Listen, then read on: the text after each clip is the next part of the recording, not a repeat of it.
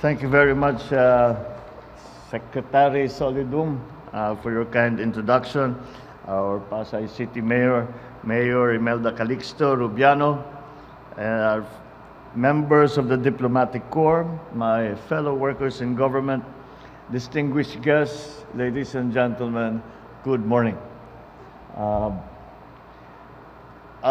Going through all of these exhibits before we came up, and I apologize if we kept you waiting, but they are very, very interesting. I could spend all day discussing all of these great innovations. And the one thing we come away, ang galing talaga ng Pinoy. Basta't maganda ang suporta sa ating mga scientists, sa ating mga researchers, sa ating mga teacher, walang world-class talaga ang Pilipino. Kaya we should not allow this opportunity to pass us by. That's why, as I greet you, I am excited to know that the future is bright for the Filipinos. Maliwanag na maliwanag dito sa panahong ito, as we come out of the post-pandemic and face the new economy. It is a new economy. It is not the same world that we left in the late last quarter of 2019. And when, let us say, the pandemic is managed, well managed, let us say the crisis in Ukraine may have diminished somewhat, we are facing a new world, very much a new world. COVID changed everything. And because it is a new world, we must face, these are new problems that we are facing, and therefore we need to find new solutions. And innovation is the key. Innovation and agility. Yun ang mga buzzword ngayon eh. Innovation and agility. In being able to adjust properly with new ideas, with new systems, with new science. That is going to be the lifeblood of your survival in the coming years. And so that is why this celebration that we are doing of Science and Technology Week has taken on an added meaning, because the innovations that will come, that we will need, a large part of that will be from pure science and technology. There are also the social sciences, which we still need, we also have to look at. But nonetheless, hard sciences will play a large part when it comes to the new solutions that we are looking for in this new world that we are going to have to live in. We underscore the important role of our scientists, our researchers, and engineers who diligently conduct studies, generate new knowledge, and devise better strategies to safeguard and advance well-being of Filipinos. I cannot proceed without tipping my hat to my father, President Marcos, who through Proclamation 2214 institutionalized the National Science and Technology Week. And through the decades, this celebration has continued to create a platform for professionals, for administrators, for policymakers, and for students to converge and collaborate in order to harness the power of science and technology, solving many of society's problems, finding opportunities for growth and for development. So I congratulate the DOST for holding once again and giving it the proper highlight and focus in this annual celebration of NSTW, and organizing exhibits and activities that aim to educate, encourage, and enhance the skills of our scientists, inventors, and advocates. The reaction that I have is that as usual, when we see all of these very clever technologies being displayed, always we come up to the problem of scaling. And as long as that problem is overcome, then I think that it is absolutely necessary that you invite all the LGUs or a representative thereof to come and see some of the available technologies, because many of these are immediately applicable to the local government, local communities around the country. And this will provide new opportunities. Again, they're innovative. Hindi pa nagagawa ito. Ngayon lang natin gagawin ito. Pero hindi na lang, ang pangkaraniwan na mamamayan na hindi naman scientist at hindi nagbabasa ng mga journal, ay hindi nila alam na available ito. So we have, that is another very important part of the mission that you are having to fulfill, is to get this information disseminated so that people know what might be applicable or useful in their own community situations. So I hope this year's celebration will be a beacon of hope for all Filipinos to bounce back better, building upon science, technology, and innovation. Science and technology play a crucial role in securing a better future for our country. It allows us to employ our knowledge and develop practical solutions to modern-day problems. Technology in particular helps us meet everyday needs easier and faster. So the part that education plays is extremely important.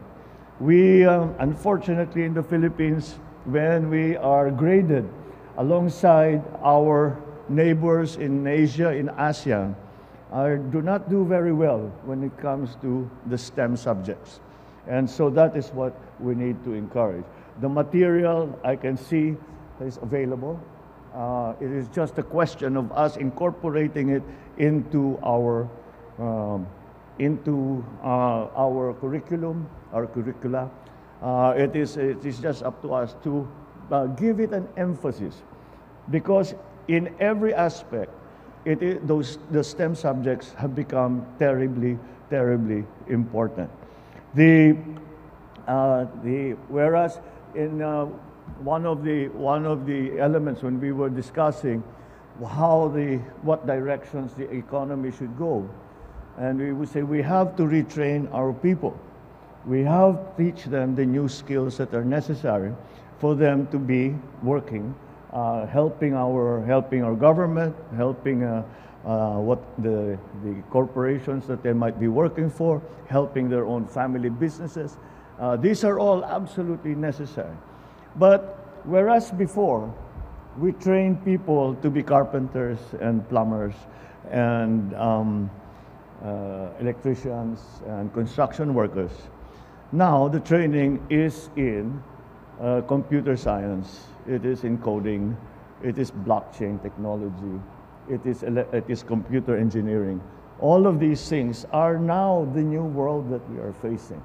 And that is why I keep stressing how important science and technology and innovation, the innovation that science and technology allows, how important it will be for our success in the coming years. But with that, I express my gratitude to the DOST for your continuous pursuit of scientific and technological advancement, developing meaningful partnerships amongst the academic and government agencies, research institutions, and local industries. We acknowledge, of course, that the DOST's attached agencies, their efforts, the regional offices for continuously implementing programs that create solutions to address the country's pressing problems on food security, job creation, health education, and climate change adaptation, amongst others. This is the overarching subject now, upon which touches on every aspect of our life. As an administrator, every time we speak of any subject, you can talk about agriculture, you can talk about public works, you can talk about tourism, any subject, sumisilip yung subject ng climate change. It affects everything and everyone. And so, once again, we look to science, we look to new technologies, we look to engineers to find us the solutions to mitigate, to adapt our very vulnerable country to the effects of climate change. One of the notable examples that I have seen is the GeoRisk PH, the integrated system, the country's platform for data gathering, sharing, and analyzing hazardous and risk information. This will be used for efficient hazard and risk assessment, climate and disaster resilient planning, land use and development planning. I think there are no one will argue that these capabilities are absolutely necessary for the Philippine condition. Another two are the cradle and setup programs, which are designed to help companies as well as MSMEs to improve their products, their processes, and services to boost their productivity and competitiveness through various science, technology, and innovation interventions. One of those is the partnership between the DOST and the DTI, the Trade and Industry, to create an environment that is conducive to startups. Because dun lalabas, that is where we will begin to see the new innovations that will come up. The startups will be the ones to introduce that into the system. And the other digitalization effort that we are doing for the MSMEs is creating a market, a digital market for the MSMEs to connect them not only to local suppliers and local consumers, but also to international systems, and hopefully this will increase their capabilities and increase their economic activities. So your efforts do not only generate development opportunities for young scientists, they contribute to our shared goal of enhancing the quality of Filipino life. With new leadership in the OST, I'm confident we will further advance the progress we have made in science and technology and gradually establish the Philippines as a center for excellence in R&D.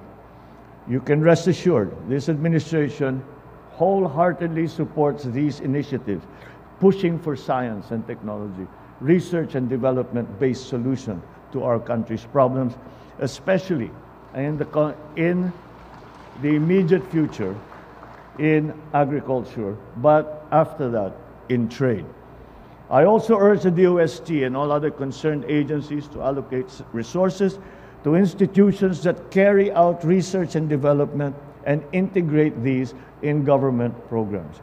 What Dr. Solidum and I have discovered is that there are many research institutions who are doing really remarkably good research.